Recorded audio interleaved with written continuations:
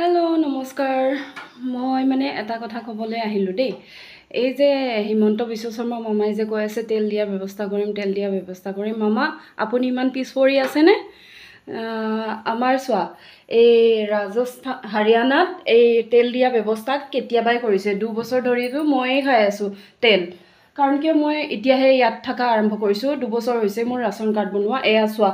এয়া 2 লিটাৰৰ তেলৰ বটল দিয়া ব্যৱস্থা কৰিছে হাৰিয়ানা চৰকাৰে আৰু আগতে 4 লিটাৰ দিছিলে মানে দুটা বটল দিছিলে বৰ্তমান মানে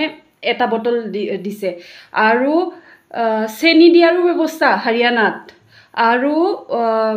জনেপতি মানে 5 কিলো গেহু আৰু বাজৰা দিয়াৰ ব্যৱস্থা আৰু আপুনি আজিহে কৈ আছে তেল দিম বহুত পিছ পৰি আছে আপুনি কাৰণ কিয় আমাৰ বেলেগ ৰাজ্যৰ চৰকাৰে বহুত আগৰ পৰাই বহুত কিবা কিবি দি আছে ৰাজস্থানত আনকি বুটৰ দালি মুগুৰ দালি পৰ্যন্ত দিয়ে বুজিছে আপুনি এতিয়াহে বৰ অসমৰ ৰাইজক বুলাব আহিছে তেল দিম 2 বছৰ ধৰি আপুনি তেলৰ খবৰে পোৱা নাই নেকি